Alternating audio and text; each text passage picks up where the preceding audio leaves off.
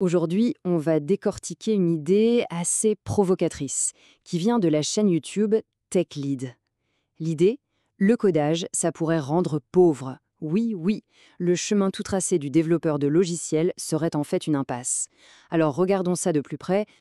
Bon, on entre direct dans le vif du sujet. L'affirmation la plus percutante, on va dire, elle est là dès le début.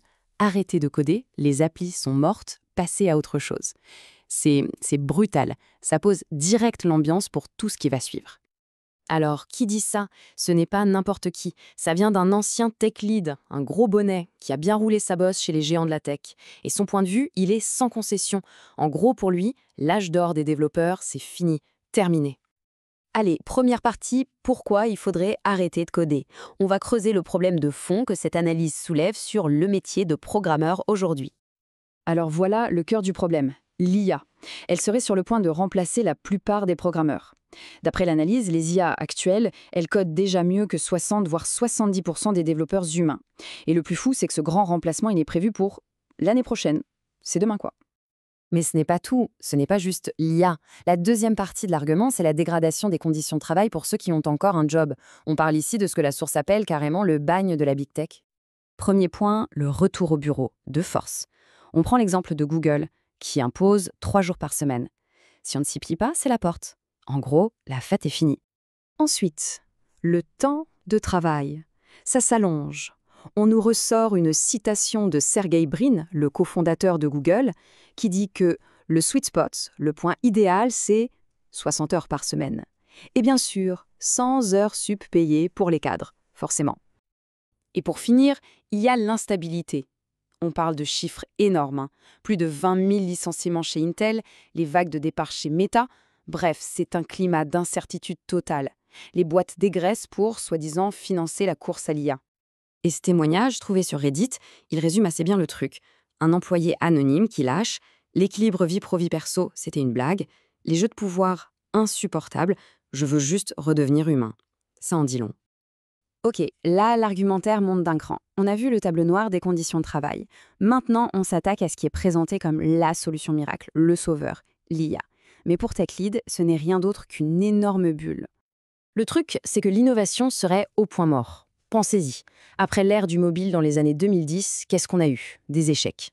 Le Web3, le métaverse, la VR, tout ça s'est tombé à l'eau. Et l'IA, ce serait juste la dernière hype en date, une fuite en avant pour essayer de relancer la machine. En gros, les progrès de l'IA, ce serait du vent. Ces fameux LLM, les grands modèles de langage, ce ne seraient que des perroquets statistiques, des morts cérébraux qui sont très loin de la vraie superintelligence, l'AGI. Apparemment, même des pointures comme Yann LeCun ne seraient plus si emballées. Et puis il y a ces agents IA qui hallucinent, qui inventent des trucs qu'ils n'ont jamais fait. Donc, la question se pose, si la tech classique est sur le déclin et que l'IA n'est une bulle, on fait quoi? Où est la vraie opportunité? Et c'est là qu'on bascule du constat à la solution proposée. Et la réponse, elle va peut-être surprendre. Il faudrait revenir au Web 3. Oui, oui. L'idée, c'est que l'industrie était sur le bon chemin avant de se faire détourner par la hype de l'IA. Et plus précisément encore, tout se jouerait autour des stablecoins. Rappelez-vous, ces cryptos qui sont adossés à une monnaie comme le dollar pour rester stables. C'est ça l'innovation clé du Web 3. Et c'est là qu'il y aurait un potentiel absolument énorme. Et pour se rendre compte de l'échelle, regardons les chiffres.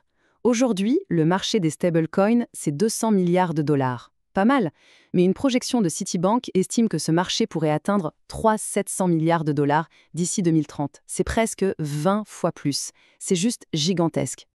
Et ce ne sont pas que des paroles en l'air. Les gros joueurs sont déjà dans la place. On a Stripe qui bosse sur l'infra, PayPal qui a lancé son propre stablecoin, Coinbase avec l'USDC, et même la Réserve fédérale américaine qui commence à assouplir les règles. Bref, ça devient sérieux.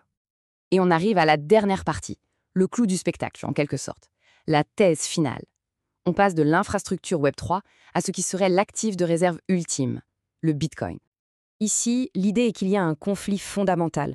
D'un côté, l'IA, vue comme une pure dépense de capital, une bulle qui consomme de l'argent. De l'autre, le Bitcoin, vu comme un moyen de préserver ce capital, une vraie réserve de valeur. C'est l'un ou l'autre. Et le lien, il est là.